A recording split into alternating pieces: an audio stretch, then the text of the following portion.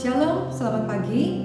Kadang dalam kehidupan kita mengalami banyak hal yang membuat kita kecewa, membuat kita mungkin marah, membuat kita mungkin tidak bisa mengampuni. Tapi kita percaya bahwa saat ada kasih Tuhan mengalir dalam setiap kehidupan kita mau dan kita mau belajar untuk setiap kita bisa mengenakan kasih Tuhan di dalam setiap kehidupan kita, dan kita mau mempraktekkan kasih itu, dan kita bisa menjadi orang yang menjadi berkat bagi banyak orang. Mari sama-sama pagi hari ini kita mau sembah Tuhan.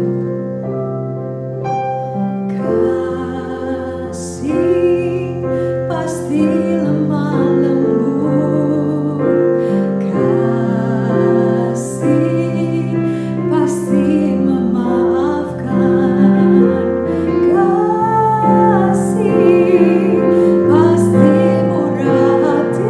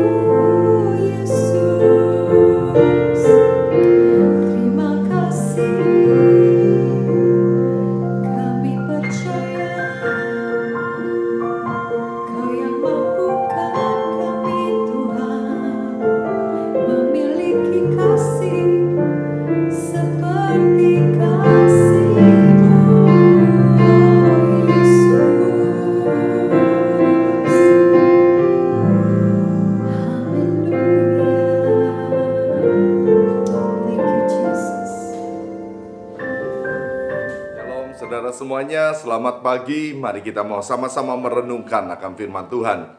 Setelah kita tadi sudah menyembah akan Tuhan, kita tahu bahwa Tuhan kita bertakhta di atas pujian umatnya. Amin. Nah, satu firman Tuhan yang saya ingin bacakan buat Anda sekalian diambil di dalam Kisah Para Rasul pasal yang ke-7, yaitu di ayat yang ke-49. Inilah firman Tuhan. Langit adalah takhtaku dan bumi adalah tumpuan kakiku. Rumah apakah yang akan kamu dirikan bagiku? Demikian firman Tuhan, tempat apakah yang akan menjadi perhentianku? Kalau Anda dan saya coba merenungkan ayat ini dengan belahan dan kita mulai coba menyelidiki akan apa yang ada dalam hidup kita, sebetulnya kita sadar sekali bahwa betapa pentingnya setiap dari kita itu betul-betul memahami akan isi daripada firman Tuhan. Sehingga hubungan kita dengan Tuhan bukanlah hubungan yang dibangun dengan pengertian kita dan kita coba satukan dengan apa maunya Tuhan. Karena tentunya tidak akan pernah menjadi klop kalau keinginan kita, pengetahuan kita, asumsi kita coba untuk satukan dengan apa yang ada menjadi rencana Tuhan, keinginan Tuhan, dan maunya Tuhan. Oleh karena itu tentunya dibutuhkan kita sebagai umat yang sudah ditebus, kita sebagai anak-anaknya untuk memahami apa yang ada di dalam kebenaran yang ada di dalam diri daripada Tuhan kita. Dan kita bersyukur sekali karena Tuhan kita sudah memberikan kepada kita firman-Nya. Dan bukan cuma hanya sampai di firman-Nya saja yang diberikan buat kita sehingga kita bisa membacanya, tapi kita tahu betul-betul bahwa firman yang sudah menjadi manusia diberikan untuk kita, yaitu Yesus. Sehingga kita tidak saja belajar mengenali akan Tuhan melalui apa yang kita baca, tapi kita bisa melihat contoh kehidupan dan kita bisa melihat seperti apa sebetulnya Tuhan itu dalam contoh kehidupan manusia yang sejati. Nah, oleh karena itu tentunya menjadi sesuatu yang lebih mudah buat kita, karena kita bisa melihat, kita bisa melakukan apa yang Tuhan kita mau. Itu bukan cuma hanya dari yang kita baca, tapi contoh hidupnya ada. Nah, mari kita sama-sama coba merenungkan akan firman Tuhan ini lebih dalam lagi. Betapa Tuhan menginginkan setiap dari kita itu dibentuk sesuai dengan apa yang diinginkan. Karena dosalah kemudian manusia melenceng daripada rencana awal daripada Sang Penciptaan itu sendiri.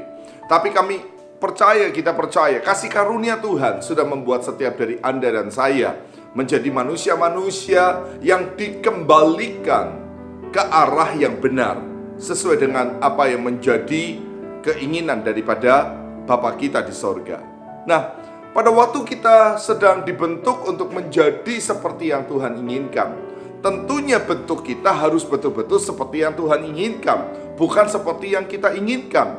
Berapa banyak dari kita harus menyadari bahwa kita seringkali membangun hubungan dengan Tuhan untuk membuat apa yang kita inginkan tercapai. Seharusnya apapun yang kita lakukan dalam kita membangun hidup kita kepada Tuhan, arahnya adalah menjadi seperti yang Dia mau. Nah, oleh karena itu sekali lagi betapa pentingnya firman Tuhan dimengerti oleh kita. Nah, saya kembali lagi kepada rencana pembentukan Tuhan di dalam hidup kita.